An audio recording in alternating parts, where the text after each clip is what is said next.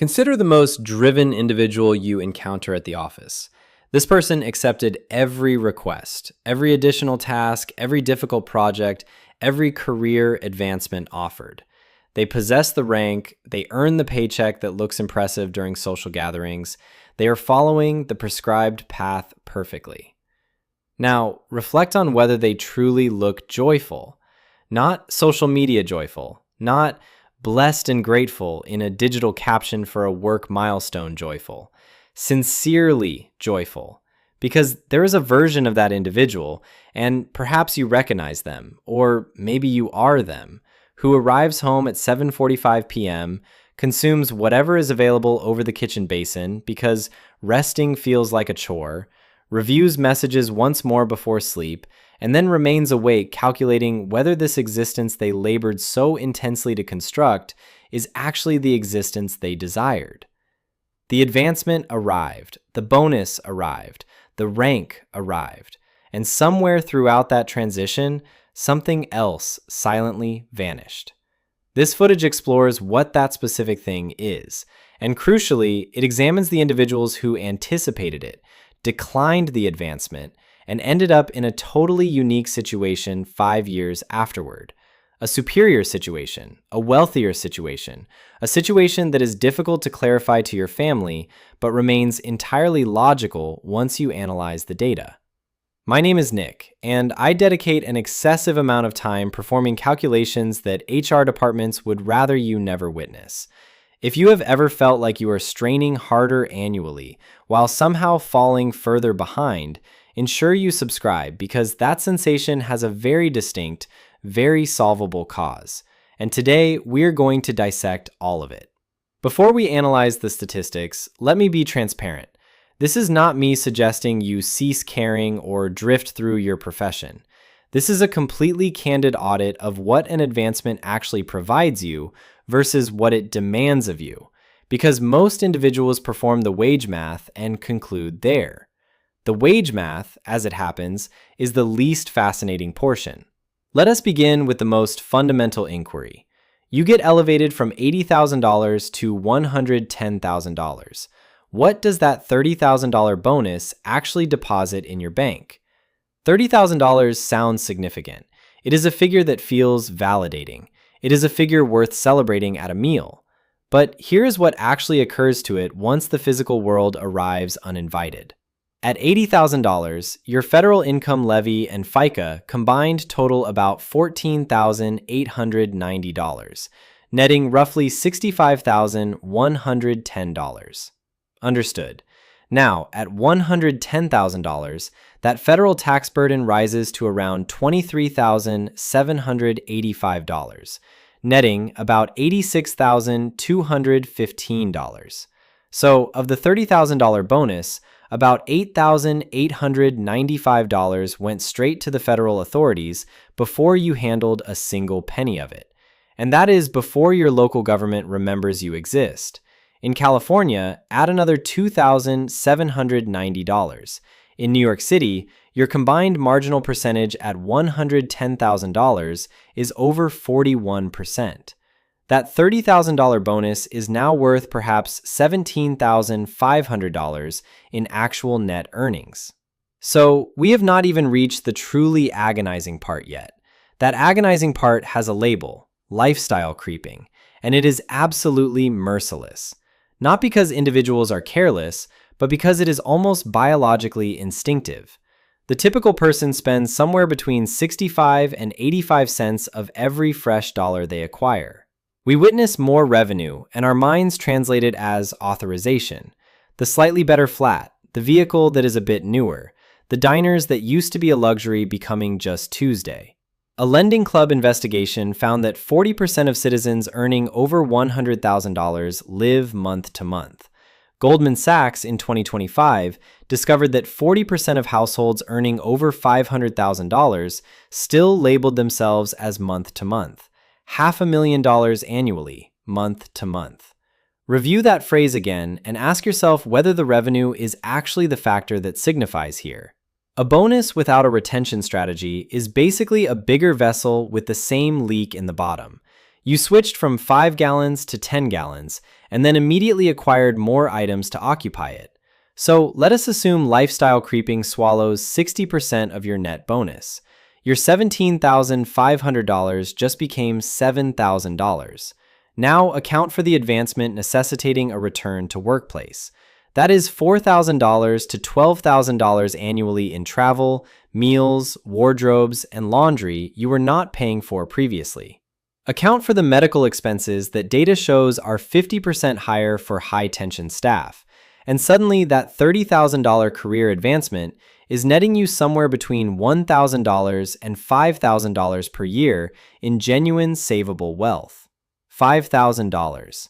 That is what remains after levies, lifestyle, and the expense of physically attending the workplace. You surrendered more of your existence. They provided a rank and a beverage allowance. And that is before we evaluate the minutes. Here's a metric I sincerely cannot believe more individuals ignore before taking an advancement. It is termed your effective hourly wage, and it is the most candid figure in your economic reality. Take a VP making $130,000 annually. Sounds excellent. Now, take the senior solo worker who declined that position and remained at $90,000. This also sounds acceptable. Now divide by actual minutes labored, because this is where it gets awkward. Data from NFI shows 58% of senior supervisors and leaders labor 51 or more hours weekly. Harvard Business School monitored 27 CEOs throughout a whole year, 60,000 hours of evidence, and found they averaged 62.5 hours weekly, including nearly 4 hours on Saturday and Sunday, and 2.4 hours while on break, which isn't really a break anymore. That is just laboring in a nicer top. Let us be modest. The VP labors 55 hours weekly. At $130,000 annually, $2,500 per week, that is $45.45 per hour. The solo worker at $90,000, laboring a clean 40 hours, collects $43.27 per hour. The distance between them is $2.18 per hour. $2.18. That is your advancement reward on a per-hour basis once the true math functions.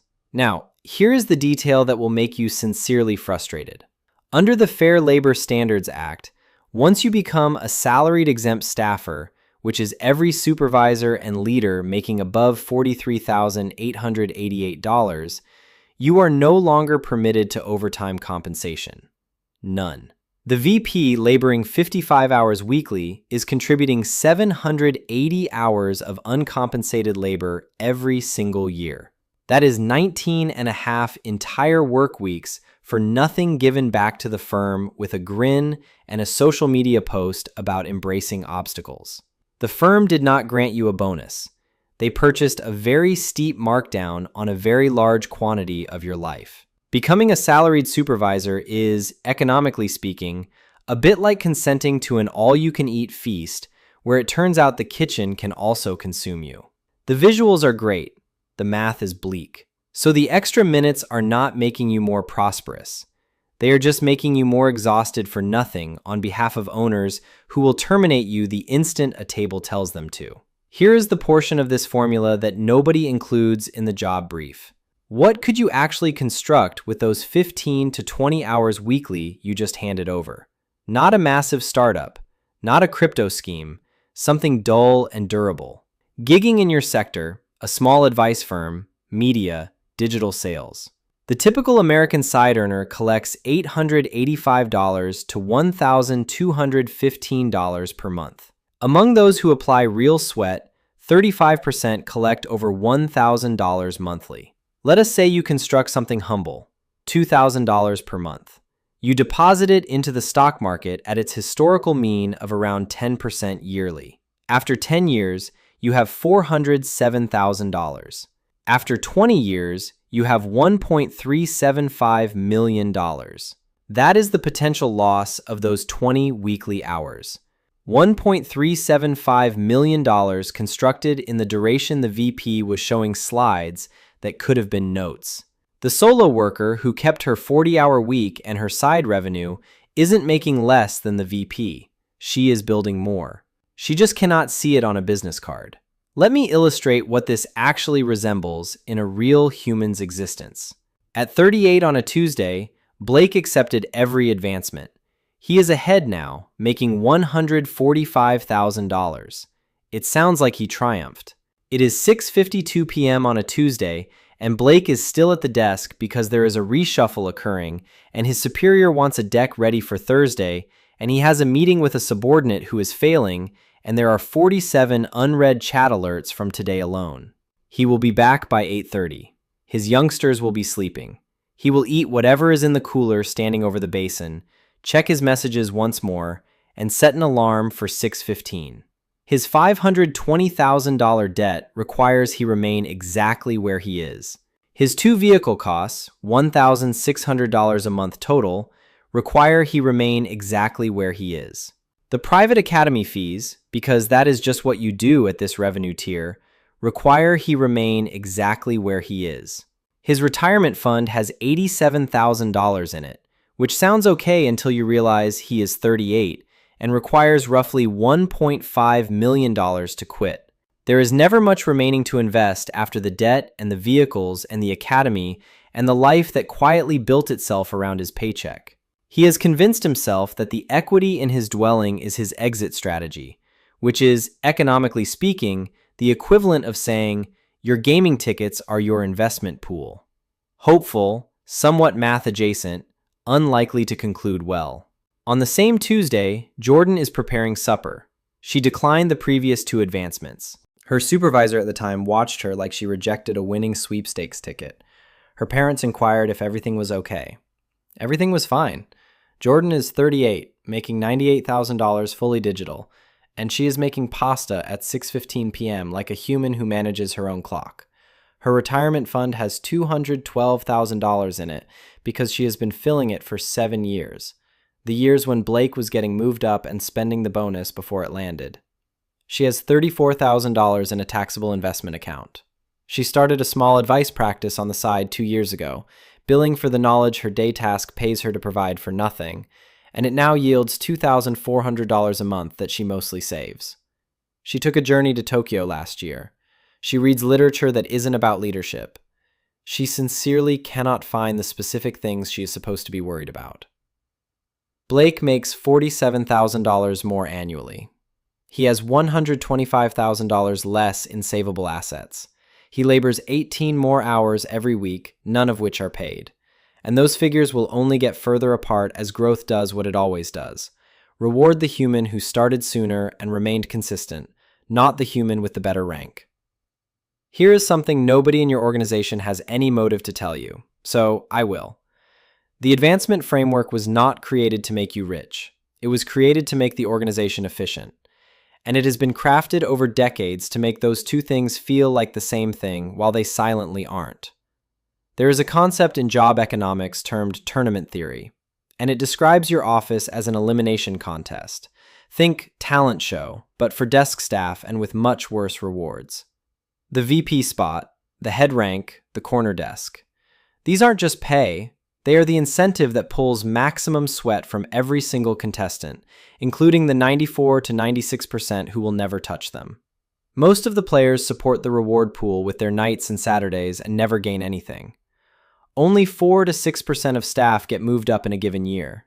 In Q1 of 2024, monitoring 68 million office staff, ADP found just 1.3% were moved up, the lowest first quarter speed in 5 years. The contest has gotten harder to win right as firms have gotten better at making you desire to play, and it is getting more blatant. In 2023, 37% of US bosses gave out what the sector politely calls dry advancements, a new rank with no wage increase. Well done on your move to senior associate head of duties you had last season. We will discuss the bonus at your next check-in. Perhaps. The ratio of firms doing this spiked from 8% in 2018 to 13% in 2024. The detail that should sincerely annoy you. A Korn Ferry study found that 63% of staff would prefer an advancement without a bonus over a bonus without an advancement. 63% would take the rank over the cash. Firms read that information and they use it. They have found that they can pay you in prestige tokens and you will thank them for it. Since 1979, staff output has grown 3.5 times faster than typical staff pay. Someone is seizing the value being generated. It is not the human who just got a new email tag. Here is where it gets silently risky, in a way that goes beyond the wage math. When you spend years constructing your persona around a job rank, you stop being a human who has a task and become a task that has a human. The gap sounds academic until the day your firm announces a change, and it stops being academic instantly. Scholars at the University of Michigan found that job removal functions mentally closer to the passing of a close friend than the loss of a paycheck, because individuals who scaled hard didn't just lose revenue, they lost the solution to, who am I? Stanford experts found that staff cut during a slump experience roughly a 20% drop in the total value of their lifetime pay that doesn't fully recover even 10 to 20 years later. The economic marking is lasting. The persona marking tends to be worse. Here's why this matters today. Middle supervisor spots comprise 31% of all cuts in 2023, up from 20% in 2018. Google dropped thousands of supervisors. Amazon openly announced goals to increase the solo-to-supervisor ratio by at least 15%. The individuals being cut weren't the failures. They were the climbers. The ones who constructed a life needing $145,000 just to stay afloat, who have been out of the tech details for 6 years, who have $87,000 in exit savings at 38. When the solo worker gets cut, she has sharp tools, a side revenue, light costs, and paths. When the VP gets cut, he has a debt that requires his old pay, a CV that lists ranks instead of skills, and a very messy Tuesday approaching. Great Place to Work reviewed 1.7 million staff polls and found that golden shackles was the single most frequent term drained staff used to define what kept them at their post. Not what they cherished, what they couldn't afford to desert. 64% of Americans say they would leave their post tomorrow if they didn't need the check. The framework isn't just taking their sweat. It has made them economically incapable of saying no to taking it. That is not a career. That is a very plush cage with good insurance. Now, let us discuss what the evidence actually claims about revenue and joy, because this is where the math hits somewhere most individuals sincerely don't expect. A major project between Nobel-winning expert Daniel Kahneman and Matthew Killingsworth, two researchers who openly clashed on this point and then did a joint test to solve it, found something more complex than either thought. For most humans, joy grows with revenue. But with major falling returns past $100,000, the jumps get smaller quickly. For the saddest 15 to 20% of humans, those battling depression, loss, or clinical worry, wellness stops around $100,000 and doesn't budge no matter how much more they gather. Cash cannot fix those things. It can make them more comfy. It cannot make them better. Meanwhile, an Empower poll found that Americans think they need $284,167 per year to be joyful. Young adults guessed $525,947. The evidence says the real limit is somewhere between $100,000 and $200,000 for most humans. We are inflating the revenue we need to feel fine by a factor of 2 to 5, and then ruining our Saturdays hunting the gap. Here's the finding that actually stunned my brain. Vanguard studied 12,443 savers and found that having just $2,000 in crisis cash improved economic wellness by 21%. Having $500,000 in revenue improved it by only 12%. Having over $1 million in wealth improved it by 18%. The single best marker of feeling economically fine was not your pay. It was a $2,000 crisis fund. Safety. The sense that one bad week won't ruin you beats pay every single time. And the human with the lower rank and the lighter, better constructed finances, she has that. The human who hunted the advancements and spent every bonus before it landed, he doesn't. So, what does it actually resemble to say no intentionally? More individuals are doing it than you realize. A Vizier poll of 1,000 full-time staff found that 62% of solo workers actively want staying where they are rather than moving into supervision. Their main goals? 67% said time with kin, 64% said body and mind health, 58% said wandering. Barely 4% said hitting the boardroom. The individuals living within the advancement contest are viewing the reward and silently declining. And here is the career find that flips the whole climbing image. In a study printed in Management Science, it was found that staff who move horizontally and across roles or firms rather than straight up see higher future pay growth and are more likely to reach top leadership eventually than individuals who scaled straight in a single lane. The human who said no to the supervisor spot took a lateral shift into a different area and built wide skills across the firm doesn't drop behind. They end up a decade later better placed and better paid than the human who took every step. The path isn't even the quickest way up. It is just the most visible one. Now, not every advancement is a trick. If it brings real stock at a firm where that stock might actually be worth cash, take it. Stock can be 33% or more of total pay and beat any wage gap. If it truly takes you from economic worry to economic balance, take it.